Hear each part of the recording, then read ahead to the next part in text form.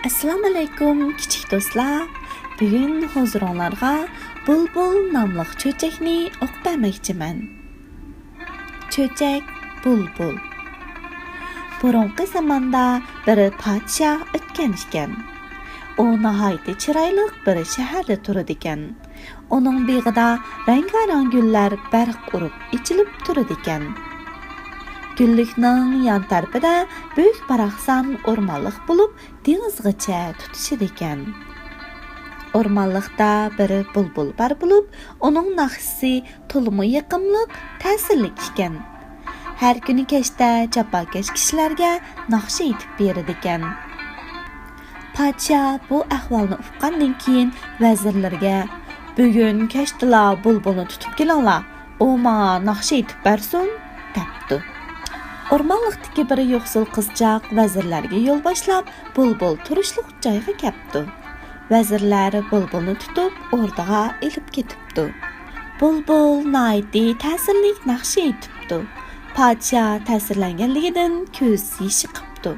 Bulbulga bir jup oltin kes sovg'a qilmoqchi bo'lgan ekan, bulbul rad qipti.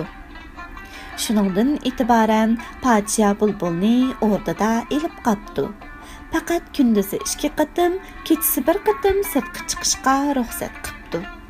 Bir kuni chet eldan kelgan birisi podshohga bir o'yinchoq bulbulni sovg'a qilibdi. Bu bulbulning butun badaniga marvoyit qo'yilgan, putida prujinasi bor bo'lib, to'xtamay naqshi ayta ekan. Podshoh bakmi xush bo'ldi. Kech-kunduz o'yinchoq bulbulning naqsini anglabdi. Heliqi ras bulbul yop-yeshil o'rmonliqqa qaytib ketibdi. Aradan 1 yil o'tibdi. Bir kuni o'yinchoq bulbulning prujinasi uzilib ketibdi. Naqshi aytolmaydigan bo'lib qopti. Soatchi ustam ming tasta uni remont qilibdi. Ammo o'yinchoq bulbul 1 yilda faqat 1 qatimla naqshi aytolmaydigan bo'lib qopti. Aradan 5 yil o'tibdi. Podshoh ig'ir kasal bo'lib, o'rin tutib yetib qopti. Bulbulning naqsini yana bir qatim anglag'is kepti. "Qani, naqshangni ayta. Men senga behisob oltin kumush berdim. Naqshangni aytqin" debdi podshoh. Ammo o'yinchoq bulbul bak ko'nrab ketgachga naqshi aytolmaydigan bo'lib qolgan ekan.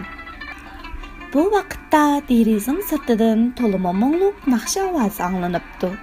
Aslida o'rmonliqdagi bulbul o'rdaga kelib podshohga naqshi aytib berayotgan ekan. "Rahmat sana. Ayni vaqtda seni o'rdadan qo'g'lab chiqargan edim. Aksicha sen qaytib kelib meni qutuldirding. Sana qanday rahmat aytsam bo'lar?" debdi podshoh.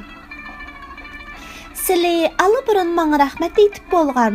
Birinchi qatim naqshi aytib berganimda sizlar ko'z yoshi qilgan edilar. Men buni menga unutolmayman" debdi bulbul. Bulbul naqsini aytib beribdi. Podshoh shirin uyquga ketibdi.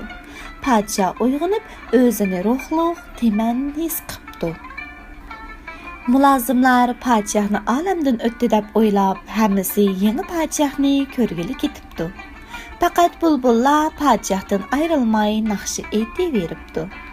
Podshoh bulbulga "Sen mangu men bilan birga turg'in.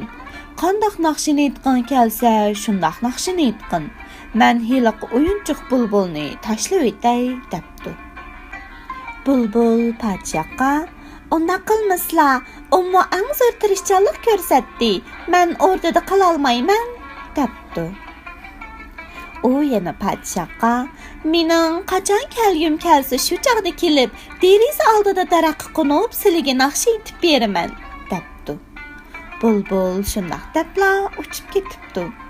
U o'rmonliqqa qaytib kelib, har kuni avvalgidekla jafo chekkan, yerib charchagan kishilarga naqshi aytib beribdi. Mulozimlar o'rdaga qaytib kelganda sog'lom teman podshohning o'zlaridan ahvol so'rayotganligini ko'rib hayron bo'lishibdi. Kichik do'stlar, bugungi bulbul nomli cho'chkimiz mushada oxirlashdi. Allohga omonat.